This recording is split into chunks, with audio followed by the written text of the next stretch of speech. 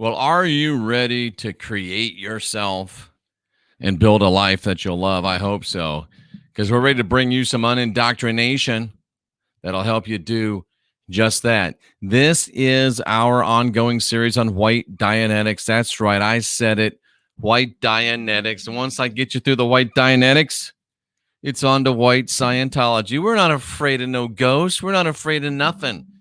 It works, and we bring it.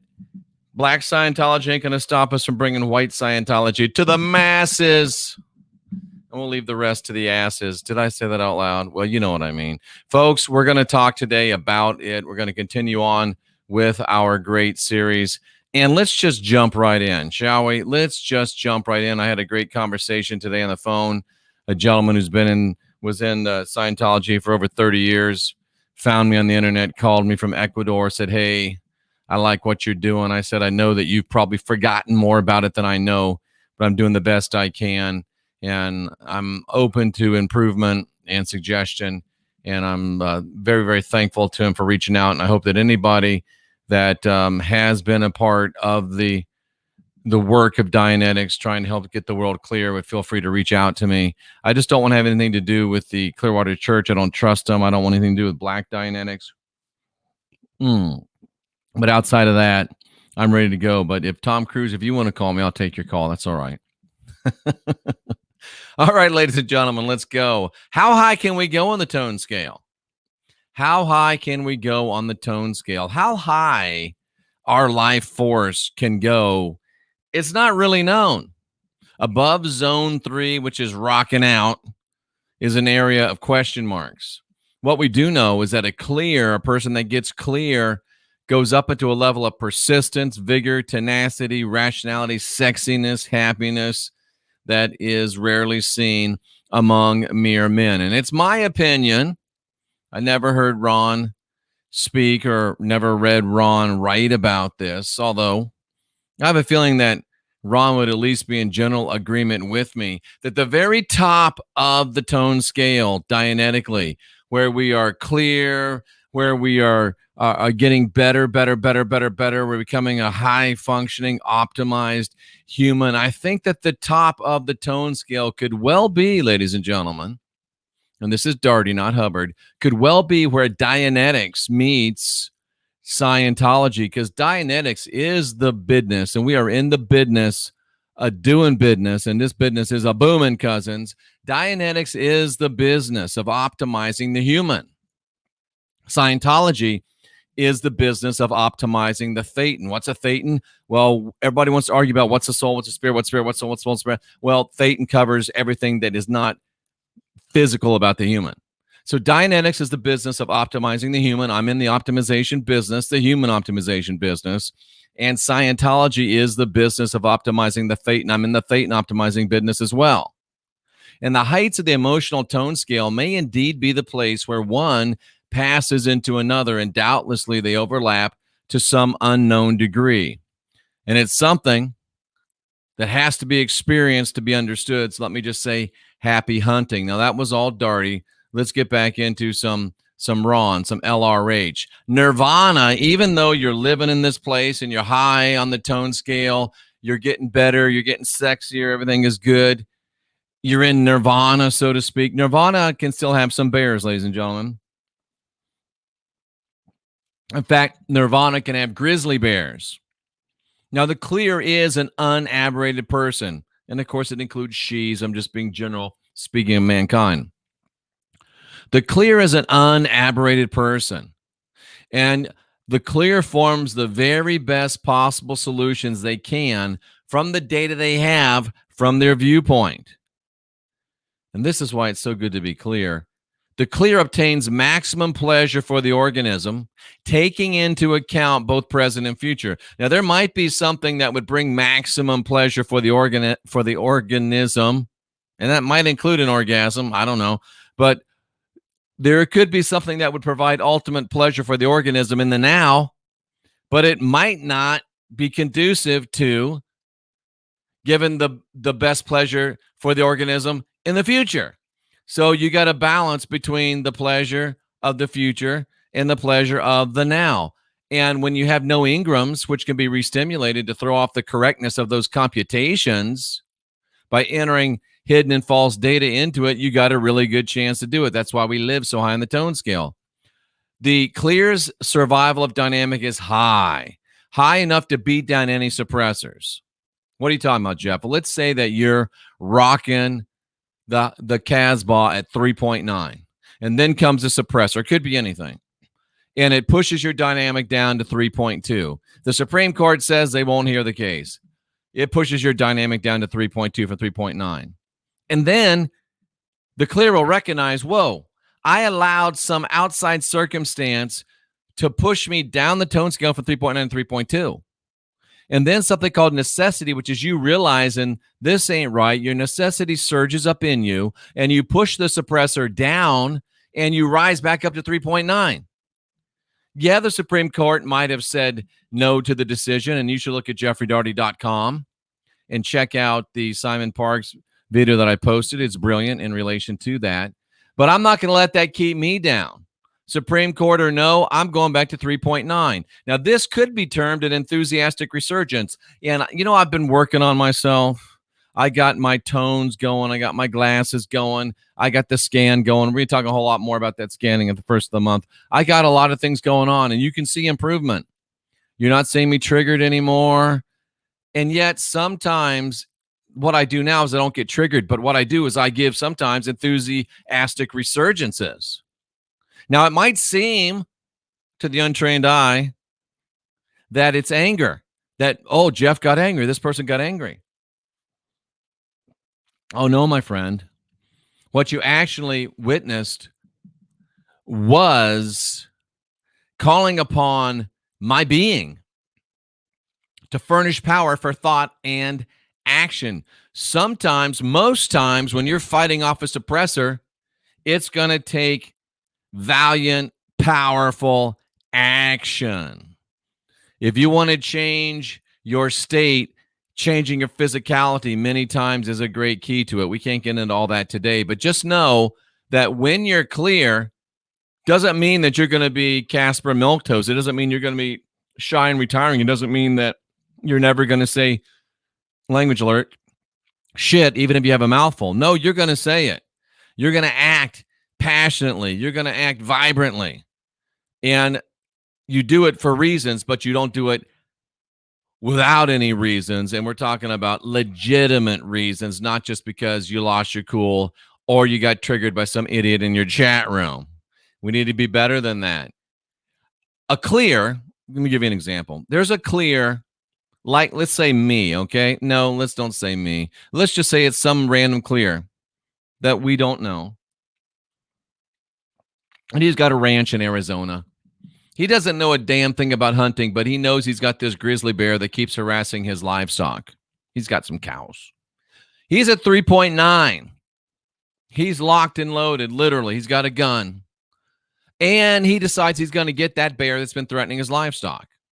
So he sees the grizzly, goes out. He sees the grizzly, but he can't get a good shot. So he has to climb up this cliff that's a little difficult to get up to, that he probably wouldn't if he wasn't trying to shoot a bear. But he gets up on top of this cliff. He gets into position. He saw that he was about to lose the bear, and he had to do that climb. So that kind of pushed him down from 3.9 to 3.2. And then he fires the gun. And the kick causes him to fall backwards, and he rolls down the cliff. Now, the man hit the bear. He saw that. But it's a bear, and his gun's not big enough because he's an inexperienced hunter. And the bear starts walking towards the fallen man.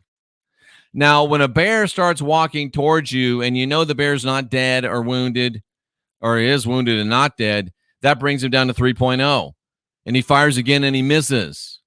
He misses twice. The continued advance of that bear pushes him down to a 2.5.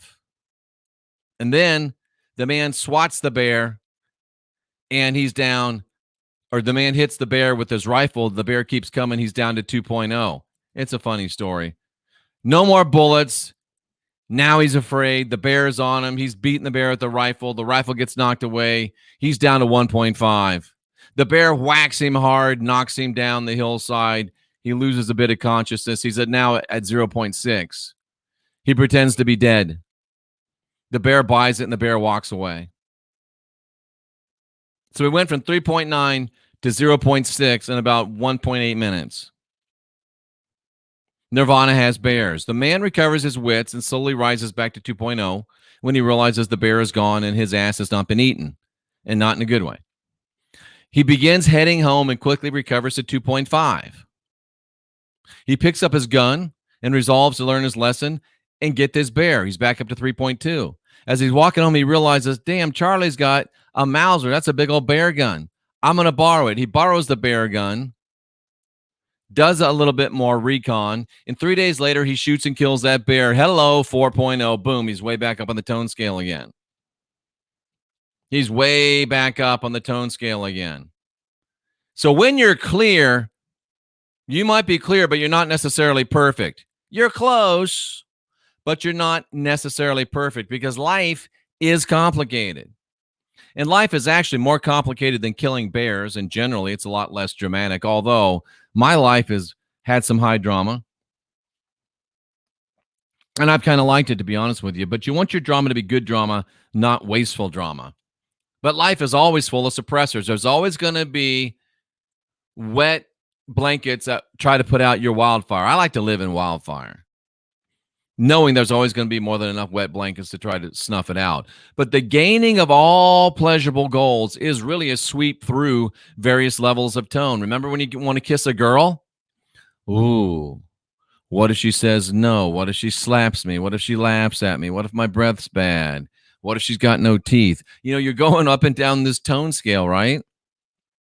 A woman kissed, a goal met. Me fasting, hungry. Cynthia says hangry, cranky. I don't think it's true. I think she's crazy. Of course it's true, but you know what I'm saying. You go up and down the tone scale. A friend won. And generally, in addition to going up and down the tone scale, because you're human, you're also carrying on about 3,000 to 4,000 computations simultaneously while you're going up and down the tone scale. So you go up and down the tone scale, you got 3,000 to 4,000 computations simultaneously going on in your mind, and there's 30,000 to 40,000 variables in those computations. So you got a lot going on. I make this look easy. I know I make this look easy, but there's a lot going on. There's a lot going on. And too many unknowns, too many unexpected factors equal too many miscalculations and equal you getting swatted by the bear. That's how life is. Some days you get the bear, some days the bear gets you. So the key is to know you're clear. Well, of course, the key is to get clear.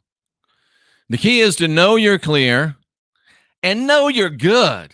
Oh, you're not just good, you're damn good. But being clear doesn't give you experience and expertise in things that you don't have any experience and expertise in. So you got to be wise. You got to be wise. Because even though you're clear and even though you're way up on the tone scale, you're 4.0, unknowns, unexpected factors equal discovery of too many miscalculations, and that can mean the bear gets you. Now, enthusiasm, high pleasure, top of the scale, baby.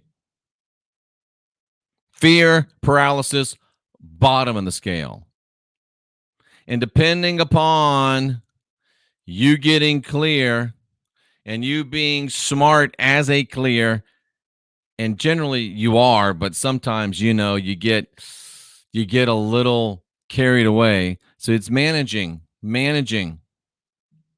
Enthusiasm, high pleasure at the top. Fear and paralysis are at the bottom. Life occurs, folks, in between. And just because you're clear doesn't mean that there won't still be bears. But Dianetics equips you to deal with the bears, and to deal with the bears through experience and through calculation, so you can always make sure that you get the bear and the bear doesn't get you. Dianetics equips you to live on the top. Well, Jeff, I'm doing pretty good under the circumstances. Why are you under the circumstances, bro? You're made to be living on top, not on bottom. You're meant to be overcoming, not just doing pretty well under the circumstances. That's why I love this white Dianetics, because it makes you a bad mamba jamba. It makes you living with a great basic purpose. It helps you to flourish and to prosper, and it helps you to help other people flourish and prosper, and even helps you to help me help other people flourish and prosper. Do you want to create yourself? Do you want to live the life you love? Well, unindoctrinate yourself and do it. You'll thank yourself and the world will thank you. We're trying to clear this whole world one podcast at a time. I'm Jeffrey Daugherty. You know me as a Christian whistleblower. You know me as the mailman, always keeping my rounds, no matter rain, snow, sleet, dark and night, trolls, bad people. I still complete my appointed rounds. And I still show you how to create yourself and build the life you'll love. You'll at least see me tomorrow, high noon Central Time, for the Not Your Normal Sunday. And then Monday night, late night in the Heartland, 2 hours of your calls and the most fun you can have with your pants on, guaranteed. I'm Jeffrey Daugherty, and I salute you for being here, seeking after the truth.